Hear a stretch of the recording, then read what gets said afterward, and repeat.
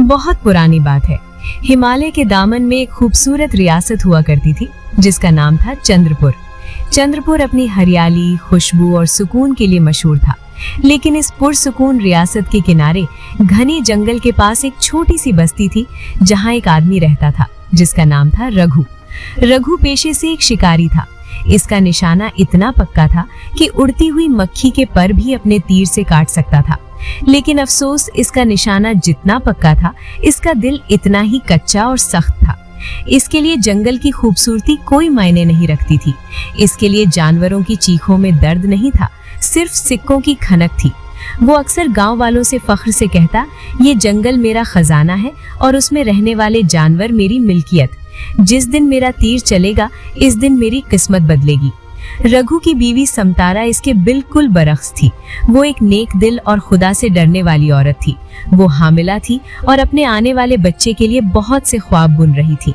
वो अक्सर रघु को समझाती, रघु, बेजुबानों को सताना छोड़ दो, इनकी खामोश बद्दुआ आसमान तक जाती है।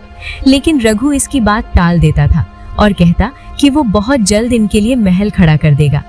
एक दिन रघु शिकार की तलाश में जंगल के बहुत अंदर तक चला गया। घने दरख्तों के बीच, जहां सूरज की किरणें भी मुश्किल से पहुंचती थीं, इसे एक अजीब सी रोशनी दिखाई दी। इसने झाड़ियों के बीच छुपकर देखा तो दंग रह गया। वहां एक नायाब सफेद हिरण खड़ा था। ऐसा हिरण जिसका जिक्र सिर्फ कहानियों में सुना था। इसकी खाल चांदनी जैसी सफेद थी और आंखें नीलम जैसी चमकदार। कहा जाता था कि इस हिरण की खाल इतनी कीमती है कि इंसान की 7 नस्लें बैठकर खा सके। लेकिन वो हिरण अकेला नहीं था। इसके पास ही इसका छोटा सा बच्चा खेल रहा था और वो हिरण अपने बच्चे को बड़े प्यार से चाट रहा था। ये ममता का एक ऐसा मंजर था जो पत्थर को भी पिघला दे। लेकिन रघु की आंखों में ममता नहीं, लालच था। इसने सोचा, आज मेरी किस्मत जाग गई है। इसने आहिस्तगी से अपना जाल तैयार किया। इसका ध्यान सिर्फ इस सफेद हिरण पर था, इसके बच्चे पर नहीं। जैसे ही हिरण घास चरने के लिए झुका, रघु ने पूरी ताकत से अपना जाल फेंका। जाल हिरण पर गिरा और वो कैद हो गया। हिरण ने निकलने की बहुत कोशिश की, लेकिन जाल मजबूत था। इसका बच्चा डरकर पीछे हटा और अपनी माँ को तड़पता देखकर वहीं चक्कर काटने लगा।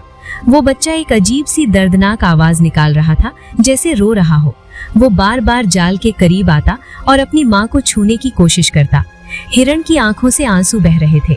वो अपनी आजादी के लिए नहीं, बल्कि अपने बच्चे के अकेला रह जाने के खौफ से तड़प रही थी। रघु झाड़ियों से निकला। इसने बेरहमी से हिरण को रस्सियों से जकड़ा और कंधे पर लाद दिया। पीछे वो नन्हा हिरण अपनी माँ को पुकारता रहा। दूर तक इसके पीछे भागा, लेकिन रघु ने मुड़कर भी ना देखा। रघु रात को घर पहुंचा। समतारा ने जब इस खूबसूरत नायाब जानवर को बंधा हुआ और रोते हुए देखा तो इसका कलेजा मुंह को आ गया। इसने रघु के पैर पकड़ लिए। रघु, खुदा के लिए इसे छोड़ दो। इसकी आंखों में देखो, ये किसी माँ की तरह रो रहा है। हमारे घर औलाद आने वाली है, किसी की बद्दुआ मत लो। रघु ने झुंझलाकर समतारा को परे हटा दिया। पागल औरत, ये जानवर नहीं, ये सोने का ढेर है।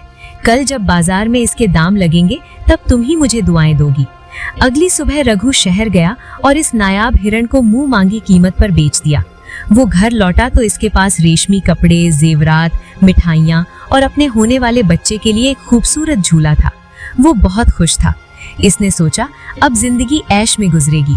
लेकिन कुदरत का हिसाब बहुत बारीक होता है। इसी रात समतारा की तबीयत बिगड़ गई। गांव की दाई को बुलाया गया। घर में चीखो पुकार मच गई। रघु बाहर बेचैनी से टहल रहा था।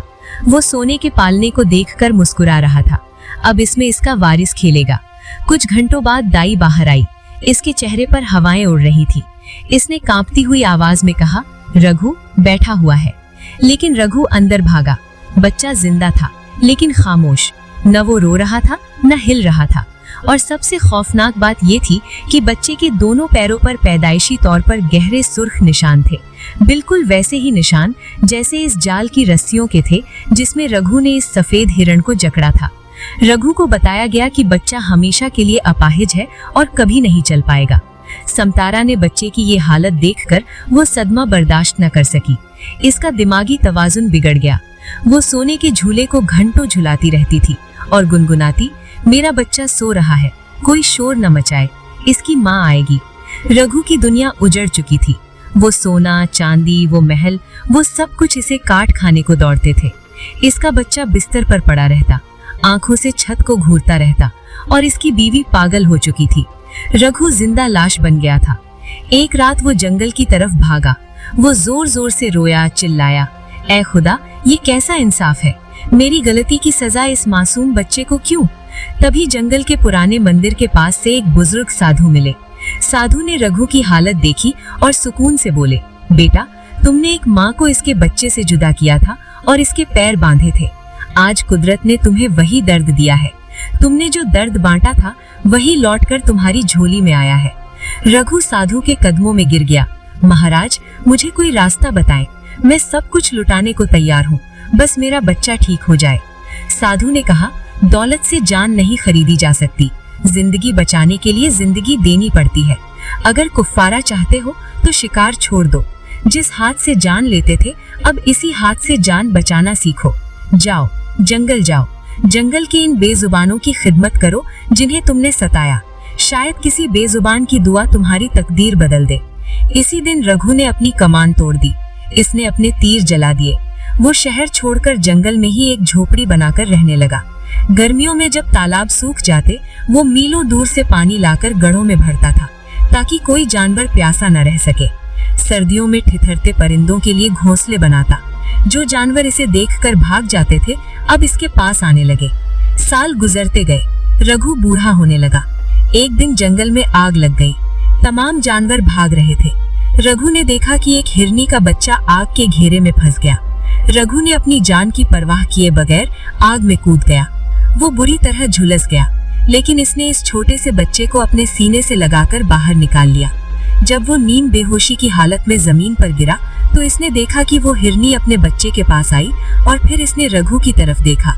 इसकी आंखों में वही चमक थी जो इस दिन सफेद हिरनी की आंखों में थी, लेकिन आज इसमें खौफ नहीं, शुक्रगुजारी थी।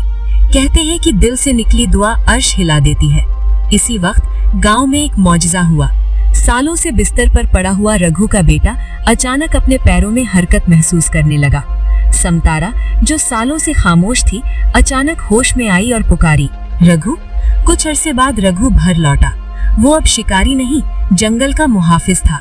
इसका बेटा अगर से लंगड़ा कर चलता था, लेकिन वो अपने पैरों पर खड़ा था।